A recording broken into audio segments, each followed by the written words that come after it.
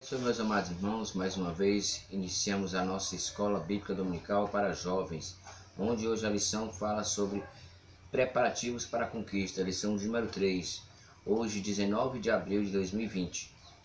Mas só para nós reforçarmos a leitura da lição, para que nós possamos compreender mais, o comentarista nos oferece uma leitura diária de segunda a sábado, a qual fala sobre temas referentes ao que está na revista para a lição de hoje. Na segunda-feira nós tivemos Jesus ensina a respeito do planejamento, que está em Lucas capítulo 14, versículo 28, que diz: Pois qual de vós, pretendendo construir uma torre, não se assenta primeiro para calcular as despesas e verificar se tem meios para que possa concluí-la? Na terça-feira nós tivemos o Êxodo capítulo 23, versículo 20, que fala sobre que Deus planejou guardar o seu povo no caminho do deserto. E diz: Eis que eu envio um anjo adiante de ti, para que te guarde pelo caminho em que ele deve chegar ao lugar em que eu preparei. Quarta-feira nós tivemos Lucas capítulo 12, versículo 20, que fala sobre o rico insensato não planejou para o amanhã. Que diz: Mas Deus lhe disse: Louco, esta noite te pedirão a tua alma. O que tu tens preparado? E para quem será? Na quinta-feira nós tivemos a leitura onde fala sobre o preguiçoso não planeja, que é Provérbio capítulo 6, versículo 6, que diz: Vai ter com a formiga, ó preguiçoso, considera os teus caminhos e ser sábio. Na sexta-feira tivemos Isaías 40, versículo 3, que fala sobre que João veio preparar o caminho do Senhor, onde Isaías diz: Antes do nascimento de Jesus, ele profetizava que voz do que clama no deserto, preparai o caminho do Senhor, endireitai o ermo, a vereda ao nosso Deus. E no sábado, para que nós possamos encerrar e possamos iniciar a lição, ele fala sobre Deus prepara o tempo certo para o seu Filho vir ao mundo, lá em Gálatas capítulo 4, versículo 5, que diz: Vindo, porém, a plenitude do tempo, Deus enviou o seu Filho, nascido de mulher, nascido sob a lei, para resgatar os que estavam sob a lei, a fim de que recebessem a adoção de filho. Nós vemos aqui um fato muito interessante, que no decorrer dessa lição da semana toda, nós vemos que Deus ele sempre nos orienta como nós nos planejarmos para que aquilo que nós queremos venha a acontecer, seja executado através dos planos de Deus, porque tudo que quer que nós façamos seja para a glória de Deus. Então essa lição fala sobre os preparativos para a conquista. O texto do dia diz: O cavalo prepara-se para o dia da batalha, mas do Senhor vem a vitória. Provérbio 21, versículo 31. A síntese vai nos dizer que Deus conduz o seu povo e concede-lhe vitória, mas a glória por toda e qualquer conquista deve ser atribuída exclusivamente a Ele, ao Senhor dos Exércitos. Então nós já vemos aqui de cara que Deus ele sempre tem os seus objetivos, e sempre quando coloca alguém na frente do campo de batalha é para ganhar, mas para que o homem nunca venha se exaltar, e o homem venha reconhecer que a vitória só foi concedida porque Deus assim permitiu e o capacitou e o ajudou. Na leitura bíblica, no texto bíblico, nós vemos de Josué capítulo 2, do versículo 1, 9, 11, 23 e 24. Seria interessante se nós pudéssemos ler o texto todo para que nós possamos entender o propósito dos preparativos. Diz assim: E enviou Josué, filho de Num, 2 homens, desde Sitim, a espiar secretamente, dizendo: Andai e observai a terra e a Jericó. Foram, pois, e entraram na casa de uma mulher prostituta, cujo nome era Raabe, e dormiram ali. Versículo 9 diz: E disse aos homens: Bem sei que o Senhor vos deu esta terra, e que o pavor de vós caiu sobre nós, e que todos os moradores da terra estão desmaiados diante de vós. Versículo 11 diz: Ouvindo isso, desmaiou o nosso coração, e em ninguém mais há ânimo algum, por causa da vossa presença, porque o Senhor vosso Deus é Deus em cima nos céus e embaixo na terra. Assim aqueles 2 homens voltaram e desceram do monte, E passaram e vieram a Josué, filho de Nun, e contaram-lhe tudo quanto lhes acontecera. E disseram: Josué, certamente o Senhor tem dado esta terra a nós nas nossas mãos, pois até os moradores estão desmaiados diante de nós. Na leitura bíblica que nós vemos que aquela mulher, ela já sabia que o que Deus tinha feito e o que Deus tinha entregado aquela terra para aquela nação. E ela faz um pacto com eles. Vocês sabem que esta mulher, ela viria mais na frente a ter um descendente da raiz de Jessé, que era de Davi. Aonde Davi seria justamente alguém que tem descendência com a linhagem de Jesus Cristo. Nós podemos ver que aquela mulher, ela foi sábia. Ela soube entender que aquele momento era chegado porque Deus assim tinha planejado para o povo de Israel.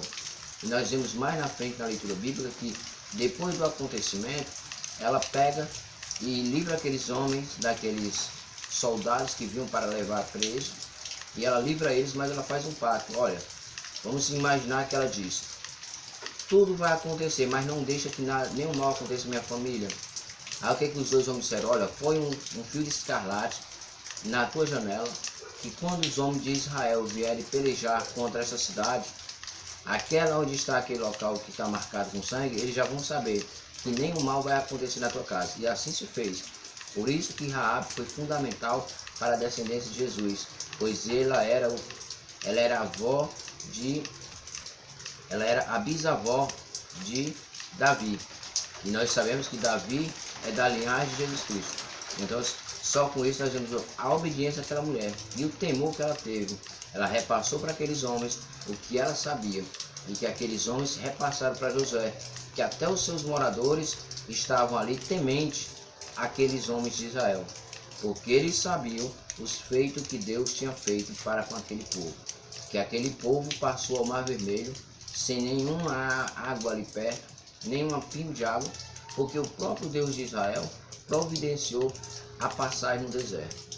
E sabia ela que os cavaleiros de Faraó tinham sido tudo afogados, porque quando o último homem de Israel passou, os hebreus passou, o que aconteceu? O mar se fechou e tragou todos os carros de Faraó, inclusive o próprio Faraó.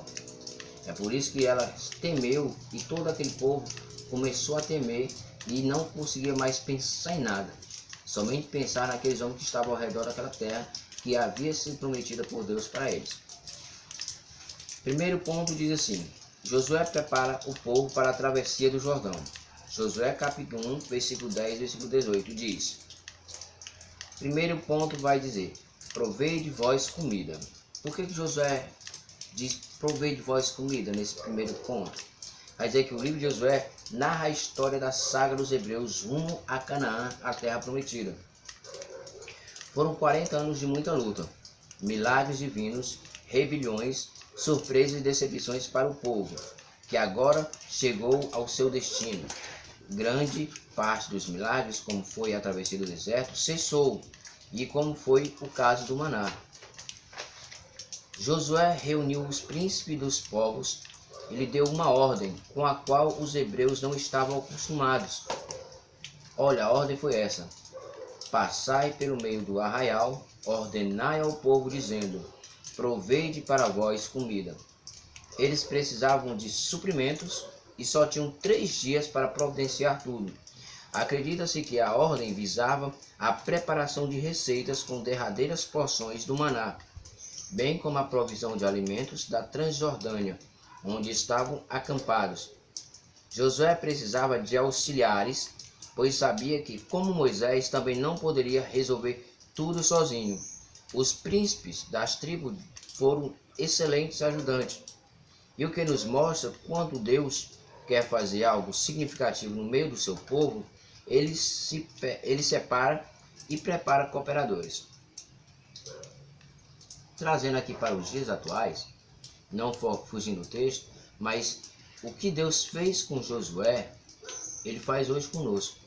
Ele nos dá homens de Deus para que possa levar o povo à salvação através da palavra de Deus, para que possa ser o rebanho do Senhor, Ele pastorear, mas também coloca homens que são submissos àquele homem para que ele venha a ajudar o reino de Deus crescer. E assim nós vemos que quando Josué reconhece que ele precisava de ajudantes, assim como Moisés, nós vemos que no episódio de Moisés não conseguia mais suprir as necessidades do povo, o povo muitas vezes questionava. E todos se chegavam para Moisés, e tanta gente chegava, e o sogro de Moisés, Jetro, orienta e diz: olha, Moisés, para ti está sendo difícil, escolhe homens com condições para resolver as causas menores e tu resolve as causas maiores. E assim Moisés fez. No tempo de Josué, Josué também fez a mesma coisa. Ele entendeu que ele não poderia resolver tudo só, e separou para ele homens e príncipes dos povos que tinham como, ali naquele momento, eles tinham autoridade, exercia uma certa autoridade sobre algumas pessoas. E Josué ele escolheu, do mesmo jeito é hoje conosco, nos dias atuais. Nós vemos que Deus, ele escolheu o pastor Ibaldo, escolheu pastores do campo para pastorear as igrejas. Mas também ele escolheu não somente ele, mas ele capacita ajudantes para ajudar no Senhor. Quem são esses?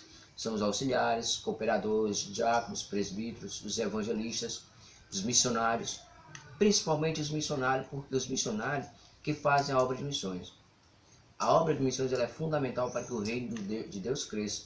E quando isso nós nos envolvemos com missões, o reino de Deus só tem a crescer porque os missionários estão sendo levados a pregar a palavra de Deus. Porque sabe que tem uma igreja que ora, uma igreja que intercede para que a palavra de Deus seja pregada nos cantos mais remotos da terra, onde pessoas não querem nem ouvir da palavra de Deus. Mas eles estão lá, por quê? Porque estão obedecendo. Estão obedecendo o ídolo do Senhor, assim como Josué obedeceu às ordens de Deus. A ordem de Deus para Josué era dizendo: não desanime, não te espante. Assim como fui com Moisés, serei contigo. Por onde tu andares, lá eu estarei. Uma ordem dessa, vindo do próprio Deus, quem que ia temer, ia ficar com medo de enfrentar uma tão grande como para ser um líder? Somente um homem de Deus que iria enfrentar. Ele sabia que Deus estaria com ele toda hora do instante, justamente para quê? Para que ele viesse a liderar um povo que eram rebeldes, pessoas que não criam muito na palavra, não acreditavam, mas eles estavam ali para levar o povo à terra prometida. Assim como nos dias atuais, nós temos muitos homens de Deus que pregam verdadeiramente a palavra, mas infelizmente eu não posso deixar passar. Há pessoas que usam de má fé e se beneficiam da fé de pessoas humildes que não têm tanto conhecimento. Mas estes, eu tenho até pena, porque destes, Deus vai pesar a mão sobre eles no dia do grande juízo, quando for para ser julgada toda a igreja, todas as nações. Este também será julgado, por quê? Porque usou de má fé. Mas graças a Deus nós temos homens e mulheres que realmente pregam a palavra, estão convictos de que Cristo morreu para nos salvar, nos dando o caminho de salvação.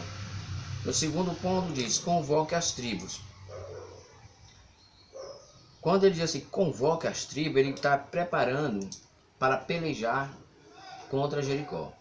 Diz assim: os guerreiros da tribo de Ruben, Gade e a metade da tribo de Manassés deveriam ser convocadas para atravessar o Jordão e lutarem pela herança de Deus.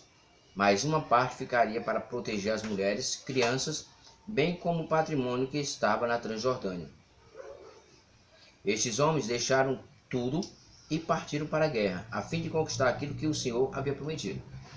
Podemos ver aqui que quando ele fala sobre convocar as tribos, ele está convocando a tribo de Gade, a tribo de Ruben, a metade da tribo de Manassés, para ir lutar por aquilo que era direito e era uma herança deles, porque o próprio Deus havia prometido esta terra prometida. Aí alguns tinham que ir, e outros tinham que ficar para zelar pelo patrimônio do povo, pelas mulheres e pelas crianças e pelos mais velhos que não podiam mais guerrear. Mas os mais novos, eles iam guerrear sim, porque eles sabiam que o Deus de Israel estaria com eles. Então eles tinham essa condição, essa convicção de que Deus estaria com eles. E de que tudo que acontecesse lá no acampamento, na terra prometida, na terra de Jericó, eles iriam conquistar, porque Deus estava presente no meio do povo.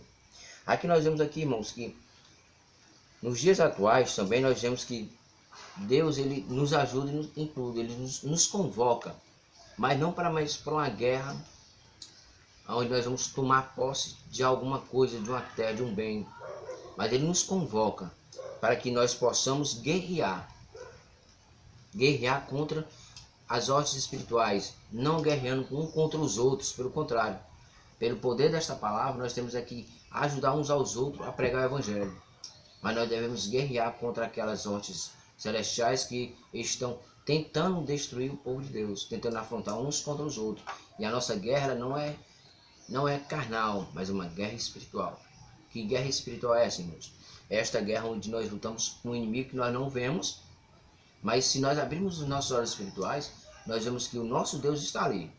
Nós estamos sofrendo um ataque direto, mas há um Deus que manda os seus anjos para guerrear por nós. A Bíblia mesmo diz que muitas vezes nós não conseguimos nem orar, mas quem intercede por nós, com gemidos inexprimíveis, é o Espírito Santo de Deus. Ora, se eu tenho convicção de que Cristo morreu na cruz para nos salvar, e que a palavra de Deus diz que, João 3,16, que ele fala que Deus amou o mundo de tal maneira, que deu o seu Filho unigênito para que todo aquele nele crê não pereça, mas tenha a vida eterna, quer dizer, eu tenho convicção de que eu estou indo ao caminho certo. Eu fui preparado pelo caminho certo, que o caminho da salvação, ele requer de renúncias. Ele requer que eu deixe as coisas do mundo de lado e que eu volte para as coisas de Deus. E nós, quando nos voltamos para Deus, nós guerreamos, nós somos guerreados, bombardeados pelo inimigo e nós não sabemos. Mas se você é um crente de oração, um crente que gosta de orar, que gosta de jejuar e buscar a presença de Deus, tudo isso vai acontecer, mas você sabe que Deus vai te guiar, Deus vai te dar livramento, Deus vai guerrear por você, e o inimigo nada de poder tem sobre a sua vida, porque você está debaixo das asas de Deus, debaixo da potente mão do Senhor. Por isso que o povo foi convocado para guerrear. Uma parte foi, outra ficou. Mas os que foram, conseguiram vencer e alcançar o objetivo que eles tinham, de alcançar a terra prometida. Terceiro ponto fala: seja fiel ao seu comandante. Quando se fala seja fiel ao seu comandante, fala-se porque Moisés tinha um servo fiel, que era Josué. E esse Josué hoje era o líder do povo de Israel. Ele pedia para que, na lição ele pede para que seja fiel ao comandante, de que obedeça à voz do seu comandante. Diz assim: o povo estava abastecido de víveres, todas as tribos estavam reunidas. O líder tinha a bênção de Deus, mas ainda faltava algo, uma demonstração sincera de fidelidade e submissão do povo no meio do novo chefe. De nada adianta ter uma bela estratégia, uma formidável exército, se as pessoas não estão dispostas a obedecer ao guia. Este é um dos segredos da arte da guerra. Deus já tinha anunciado sua fidelidade a Josué. Josué capítulo 1, versículo 5. E agora o povo anunciou o seu compromisso em obediência ao novo líder. Josué capítulo 1, versículo 16 e 18. Os hebreus estavam confiando o destino das suas vidas a Josué. Por isso eles pedem duas coisas a Josué: que Josué agradasse a Deus e que Josué se esforçasse, ou seja, desse o melhor de si. Quando fala-se sobre o comandante, ser fiel ao comandante, é que o povo tinha que ter a certeza de que aquele novo líder tinha sido outorgado por Deus para liderar aquele povo. E quando ele disse que aquele homem já estava com a bênção de Deus na sua vida, o povo entendeu. E o povo começou a buscar entender sobre a sua fidelidade agora para com Josué. Aqueles que eram fiel a Moisés agora estavam sendo fiel a Josué, justamente porque Josué estava liderando o povo. Mas para isto acontecer, não bastava somente ter um bom exército, uma boa estratégia, como o comentarista disse, mas precisava que o povo entendesse e o povo apoiasse o novo líder. E o povo entendeu e apoiou. Mas eles exigiram duas coisas de Josué. Não exigiram muito de Josué, mas exigiram duas coisas fundamentais. Disseram que Josué, nós vamos contigo. Nós colocamos as nossas vidas nas tuas mãos. O destino da nossa nação está sobre ti. Mas duas coisas nós pedimos a você. Primeiro, seja obediente a Deus. Tenha compromisso com Deus. Agrade a Deus. Porque se porventura você desagradar a Deus, Josué, nós iremos perecer. E isso nós não queremos. E ao ver esse pedido do povo, Josué sabe que aquela responsabilidade estava sobre os ombros dele, sobre ele e sobre aqueles que ele estava ajudando. Mas Josué entende e faz com que agrada sempre a Deus. E quando ele diz assim, esforça-te, Josué, somente te esforça, nada mais, faça o melhor de si. Deixa eu só falar um pouco para vocês. Muitas vezes hoje, nós queremos fazer para nós o melhor. Eu quero o melhor carro, a melhor casa. Eu quero a melhor esposa, se for a esposa. Uma mulher eu quero o melhor esposo. Mas esquece de fazer o melhor para Jesus. Eu aprendi com o pastor Messias de Castro, sempre quando nós recebemos o rodízio, ele colocava lá embaixo no finalzinho, em negrito, para Jesus, faça sempre o melhor, um pouco maior, letrazinha maior. Por que ele disse isso? Porque ele entendeu aqui o contexto da leitura.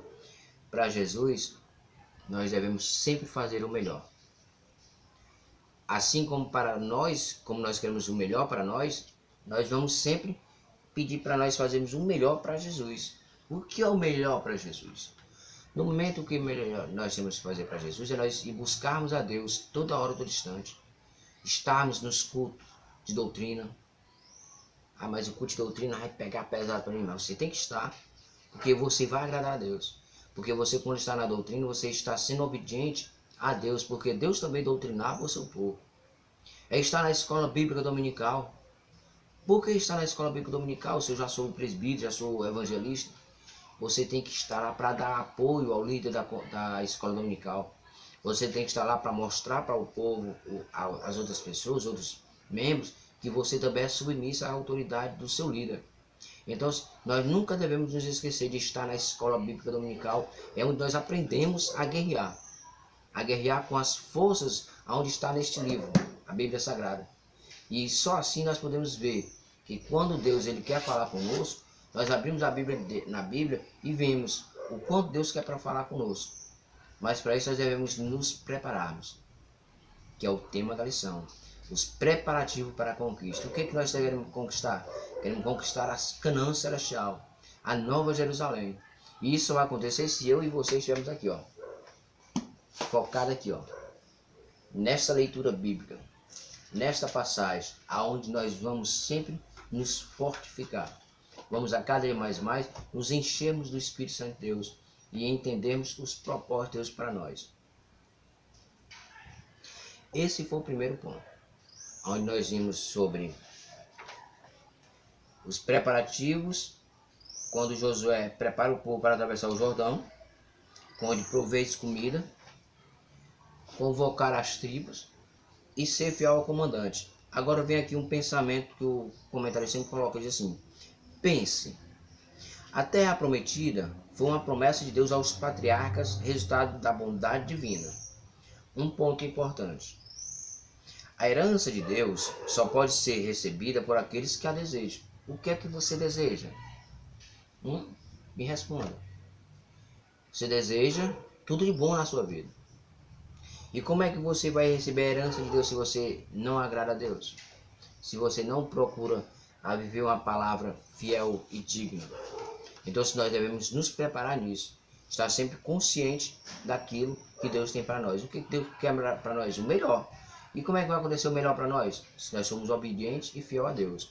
Segundo ponto vai falar assim: os espias. Em Josué, capítulo 2, versículo 1 ao 24. Que é justamente onde eu pedi para fazer a leitura do início. Onde vai contar a trajetória dos dois espias.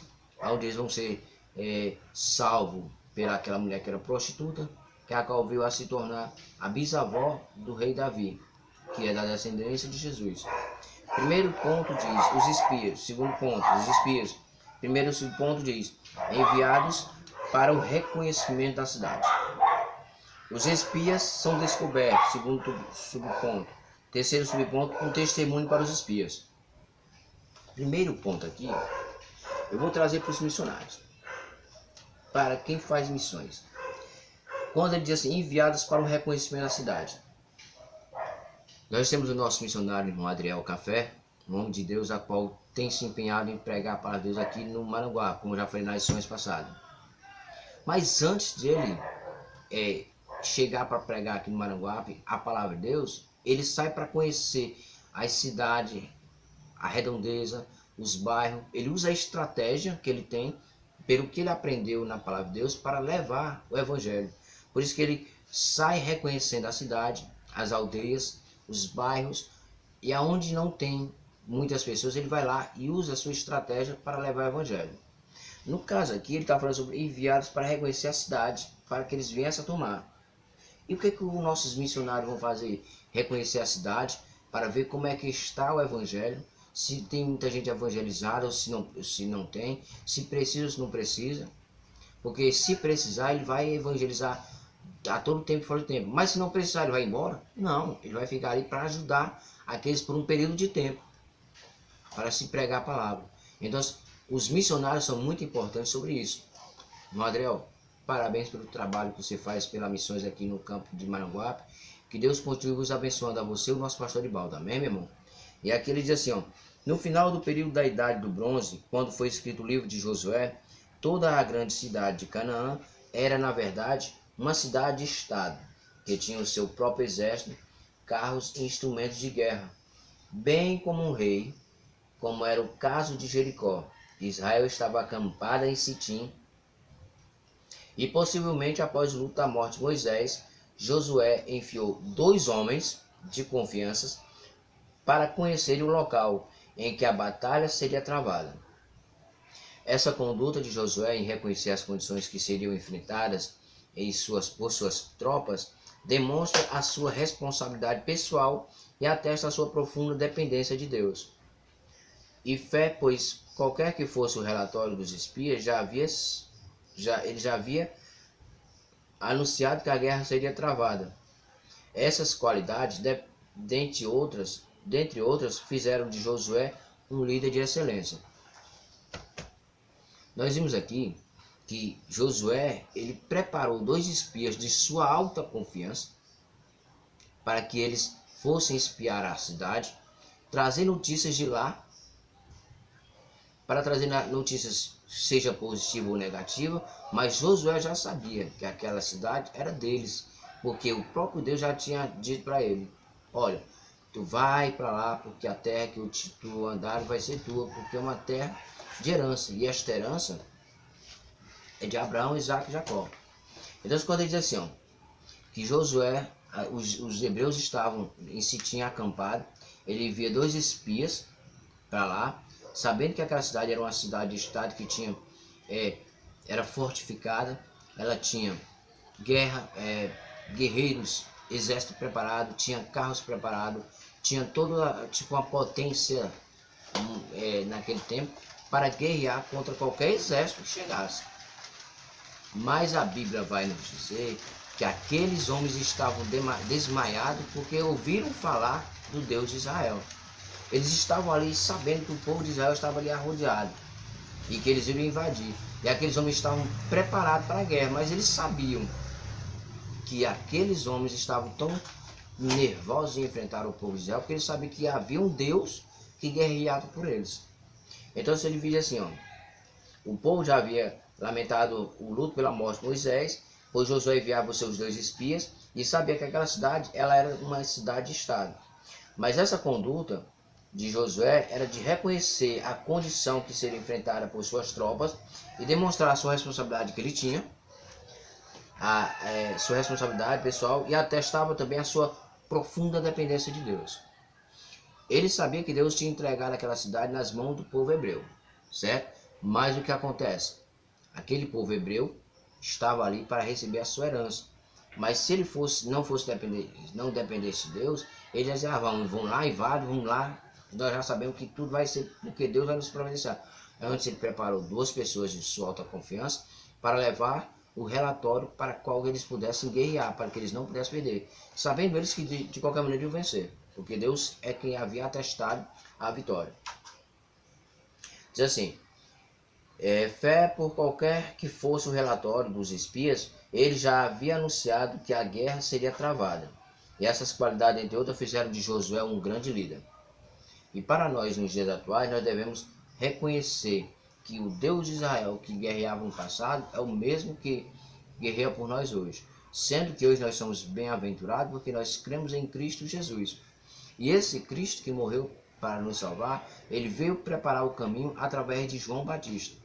João Batista preparou o caminho para Jesus, nos mostrou para aquele povo naquele tempo que o Cordeiro de Deus estava chegando para tirar o pecado do mundo, mas também que aquele Cordeiro de Deus ele iria salvar não somente alguns, mas todo aquele que quisesse a graça da salvação. Porque a salvação era de graça. Então, aqueles homens do tempo de Josué, como espias, eles trouxeram o relatório, mas eles já sabiam que a guerra iria acontecer e que eles iriam ganhar, porque o próprio Deus estava com eles. Os espias são descobertos, segundo o subponto, diz assim, ó, após atravessar o Jordão, os 2 espias partiram para Jericó, que ficava aproximadamente 6,5 km.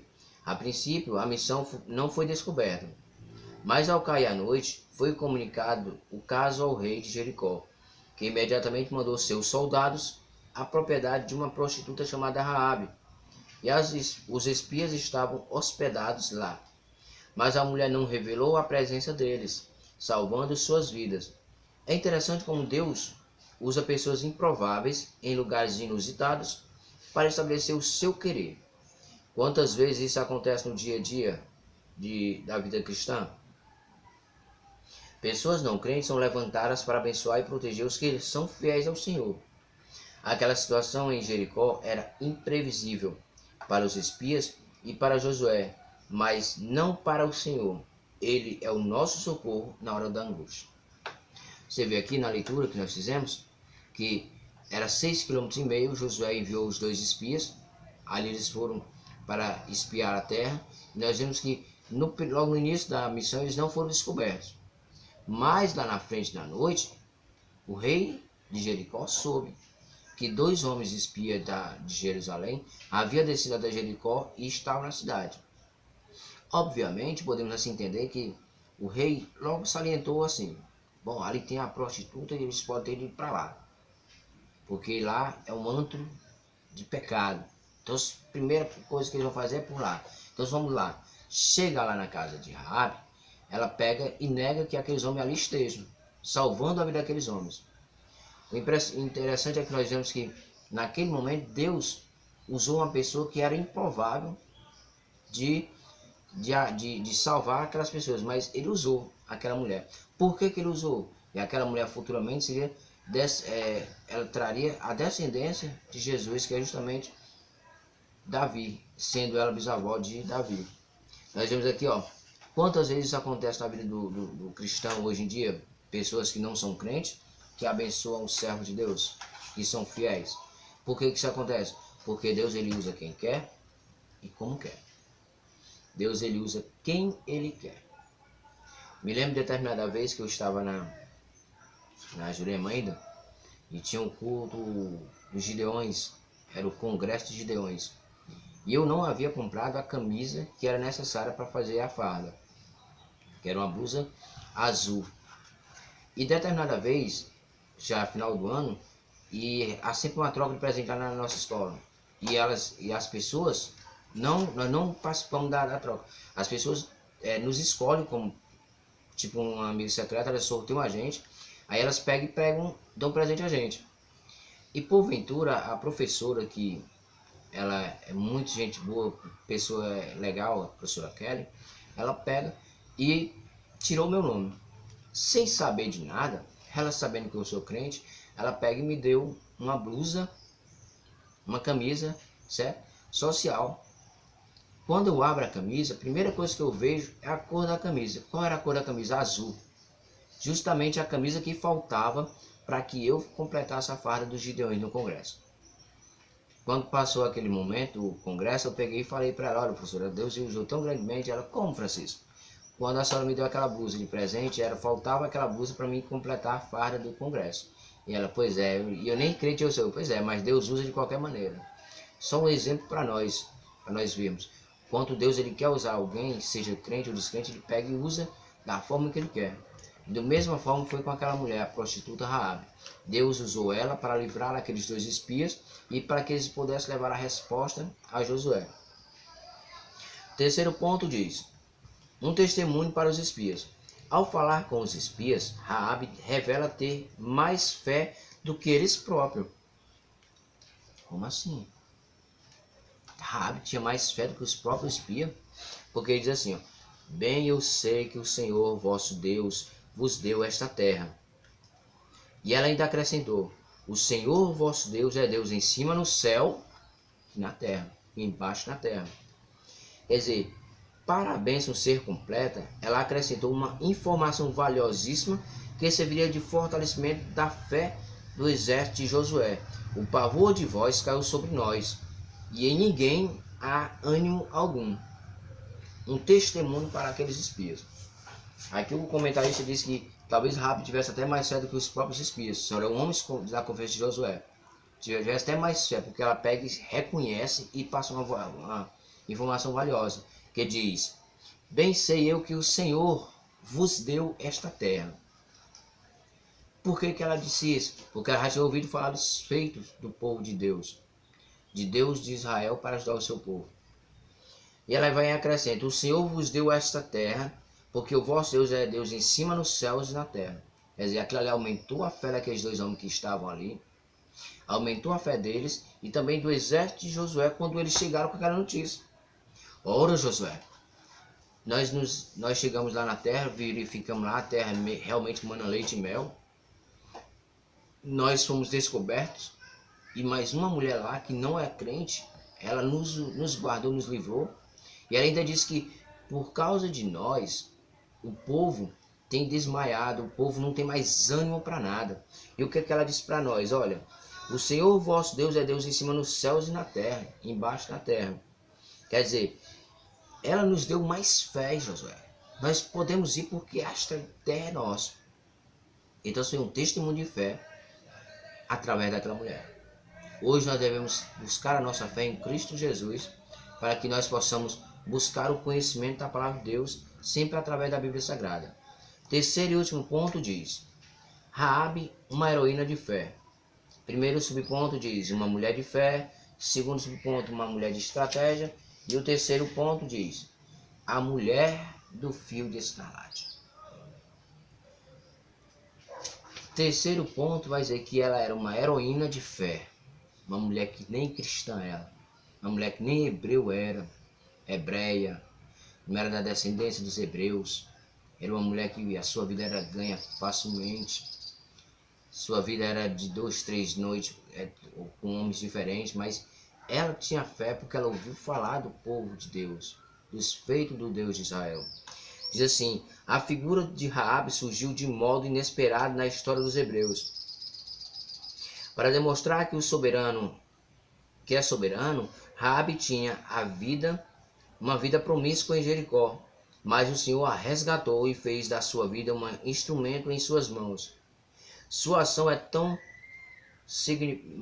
magnífica que ele conferiu status de heroína da fé em Hebreus capítulo 11, versículo 31. Depois da queda de Jericó, Raabe casou-se com um homem de Judá e gerou o filho Boaz, o qual posteriormente casou-se com a moabita Ruth, assumindo a sua geração a linhagem real, vindo a tornar-se ascendentes do Senhor Jesus Cristo. Opa, desculpa. A cadeira caiu. Quer dizer, nós vimos aqui que aquela mulher, ela tinha uma fé que nem os próprios espias tinham, mas em que ela surgiu como uma figura inesperada na história do povo hebreu, porque ela demonstrou que Deus era Deus em cima no céu e na terra. E ela tinha uma vida muito promíscua, como eu já falei, já citei, uma mulher que era prostituta, é uma mulher que não tinha uma vida com um só esposo, mas com vários homens. Mas Deus resgatou ela. Deus fez dela uma mulher de fé, que ela é citada como uma heroína da fé, e que ela casou-se com um homem lá da tribo dos israelitas, e ela da tribo de Judá, e ela gerou um filho que era Boaz, que esse veio a casar-se com Ruth, e que ela se tornou-se da linhagem real, vindo a se tornar ascendente do Senhor Jesus. No caso, ela era bisavó do rei Davi. Então nós vemos que essa mulher, ela tinha uma fé. Que fé era essa? A fé no Deus dos hebreus, apesar dela não ser da descendência dos hebreus. Mas de ouvir falar dos testemunhos que ela ouvia falar do Deus de Israel, ela pega e começa a entender os propósitos de Deus. Uma mulher de estratégia. A mentira de Raabe foi um pecado originado da fraqueza de uma pessoa que não conhecia completamente o Senhor e a sua lei. Pessoas amadurecidas espiritualmente resolvem situações complicadas com sabedoria e discrições, mas sem mentir, como aconteceu com Abraão, quando foi questionado por Isaac acerca do cordeiro para o holocausto, e por Jesus, quando seus irmãos lhe perguntaram se não iria à festa de Jerusalém. Deus abençoou a Raabe, não por sua mentira, mas por sua coragem e fé. A longanimidade de Deus em relação a suportar os nossos muitos pecados é surpreendente. O Senhor não nos destrói por nossos erros, mas nos corrige com a sua palavra e abençoa-nos e diz: vai e não peques mais. João capítulo 8, versículos 11. Suas misericórdias renovam-se a cada manhã e são a causa de nós não sermos consumidos por sua justiça. Lamentações de Jeremias, capítulo 3, versículo 23, 22 e 23, que vai falar sobre as misericórdias do Senhor. Nós vemos aqui que ela era uma mulher de estratégia. Ela mentiu porque estava na natureza dela. Porque ela não conhecia o Deus de Israel. Não conhecia realmente, não vivia ali o que era para viver. Mas ela mentiu, não porque foi no seu momento de fraqueza, mas Deus assim, vamos ver, como Deus ele pega e usou de misericórdia a vida dela. Ela mentiu porque ela sabia que se ela falasse a verdade, aqueles dois homens já poderiam ter morrido. Mas se ela tivesse falado a verdade, Deus havia assim mesmo protegido aqueles dois homens. Mas nós vemos que Deus ele protegeria de qualquer forma. Mas Deus, ela usou a estratégia dela para que aqueles homens viessem a ser libertos, não viessem a ser presos. Ela mentiu porque era da natureza dela. Mas acontece que nós vemos que vê a situação no momento da mentira dela. Hoje em dia nós vemos que quando aceitamos a Cristo como Salvador, nosso irmão Eugênio até estava falando na lição sobre hoje, que hoje quando nós aceitamos a Cristo como Salvador, nós somos uma nova criatura. Se nós mentíamos, não mentimos mais. Se nós pecávamos, não pecávamos mais. Se nós porventura roubávamos, não roubamos mais. Mas por causa da nossa fraqueza humana, às vezes nós mentimos. E às vezes nem sequer percebemos. Porque é do próprio homem. Mas se nós reconhecermos a mentira que nós cometemos, Deus nos perdoa e nos ajuda em tudo. Aqui a Bíblia diz assim, ó, que Deus abençoa Raabe, não por causa da sua mentira, mas por sua coragem e sua fé. A longanimidade de Deus em relação a suportar os nossos muitos pecados é surpreendente. O Senhor não nos destrói pelo nosso pecado. Pelo contrário, nós erramos, nós pecamos, mas Ele não vai nos lançar no inferno. Pelo contrário, pela sua palavra, Ele diz que ela é surpreendente, que Ele, com a sua palavra, Ele nos abençoa e ainda diz: vai, meu filho, não peques mais. Ele dá uma palavra assim, de ânimo assim, tão confortador: vai e não peques mais. Então, quer dizer, nós entendemos que aquela mulher tinha uma estratégia. Terceiro e último subponto diz assim, sobre a mulher do fio de escarlate. Tem até o hino do Marco Antônio que fala sobre isso, sobre a mulher do fio de escarlate. A história de Raabe prefigurava um projeto divino que se revelaria séculos depois com o seu descendente mais nobre, o Senhor Jesus. O fio de escarlate que prendia sobre a janela da sua casa no dia da invasão em que a forte muralha cairia, apontava para a gloriosa salvação disponível a todos os homens que se arrependessem de seus pecados. João 3,16.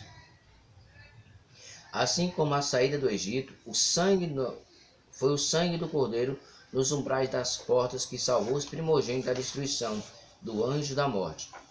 40 anos depois, Deus, olhando mais uma vez para a cena do Calvário, inspirou os jovens espias, a usarem como símbolo da redenção da família de Rabi um fio vermelho. O Senhor estava a cada episódio da saga do povo hebreu apontando para o momento em que o seu filho desceria do céu e, por amor à humanidade, nasceria de uma virgem e morreria na cruz, trazendo a salvação. Como se você leu as leituras diárias, nós vimos aqui quando, no sábado, no caso de ontem, em Gálatas capítulo 4, versículo 4, 5, diz que Deus preparou o seu tempo certo para o seu Filho vir ao mundo, ele diz: vindo, porém, à plenitude dos tempos, Deus enviou o seu Filho, nascido de mulher, nascido sob a lei, para resgatar os que estavam sob a lei, a fim de que recebêssemos a adoção de filho. Mesma leitura que o nosso irmão Eugênio, na lição de hoje dos adultos, fez, que falava sobre a eleição e predestinação. Dessa lição maravilhosa do livro de Efésios. Eu, como estou passando essa lição para vocês, eu estou lendo o livro de Josué, do primeiro capítulo até o final.